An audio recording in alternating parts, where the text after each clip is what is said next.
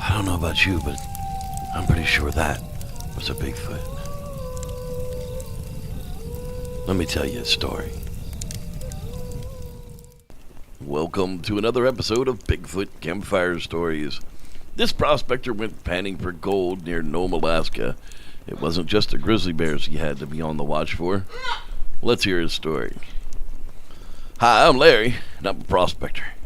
Well, that's how I introduce myself around town in most places. You never know when you're going to get a gold story that just might be true.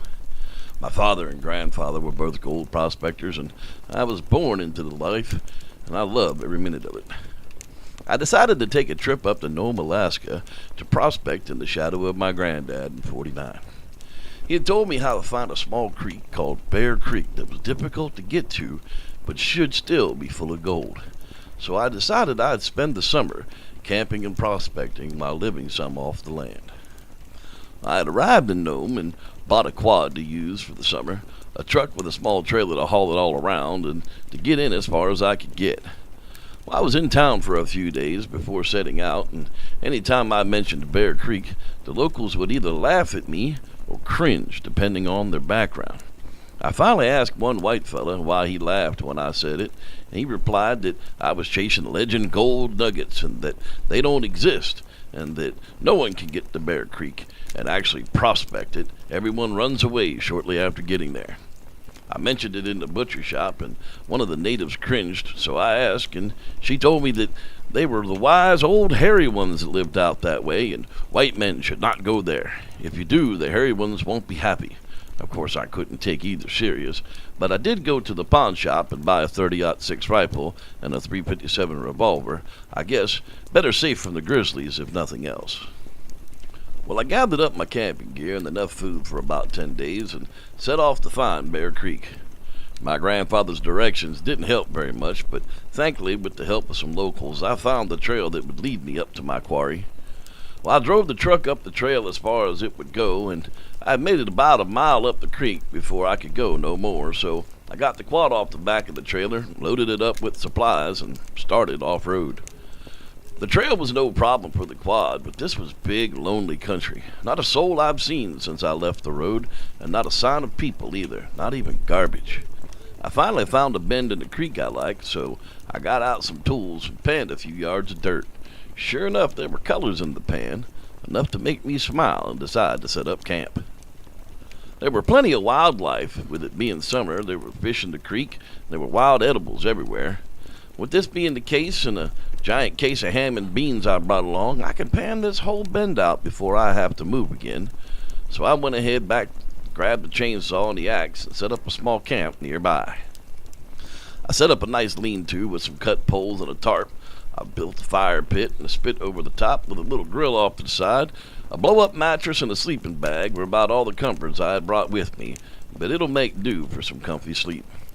I gathered up a bunch of firewood and I set it to cure near the pit, and I grabbed the quad and went back to the stream to catch some fish and run a few more yards of river. A couple of small cutthroats were enough for me to eat tonight, so I set the basket in the creek to cool and went back to gold panning.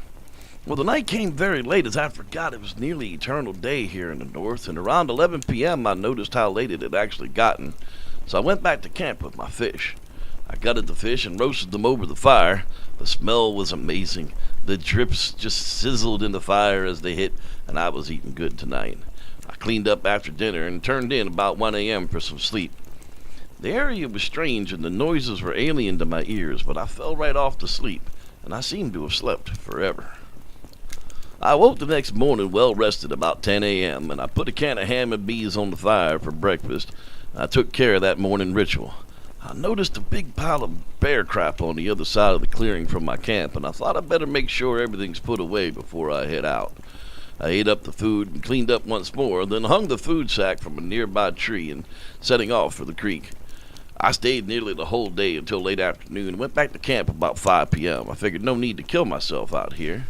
Upon arriving back to camp, I found my whole setup was nearly wrecked.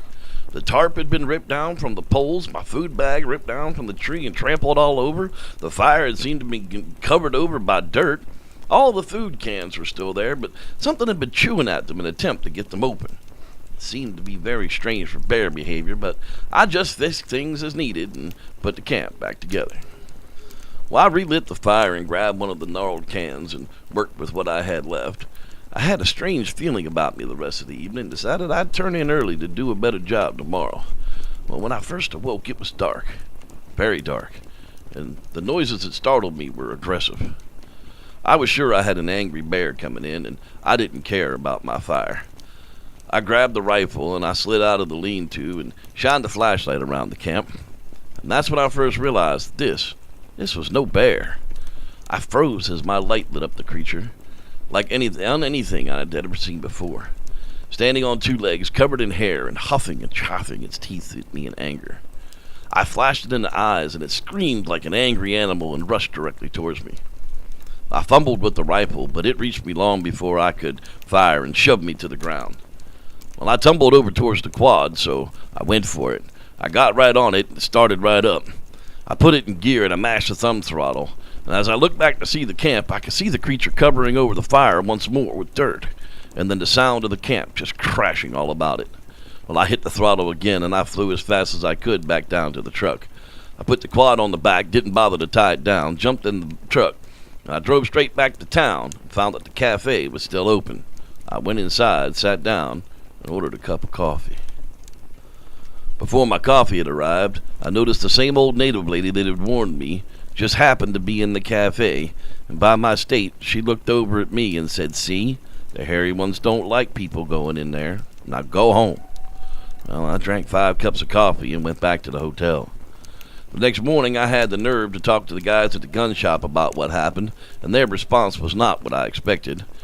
And they told me simply that this is not the first time they've heard an outsider tell such tales, and simply dismissed it out of hand.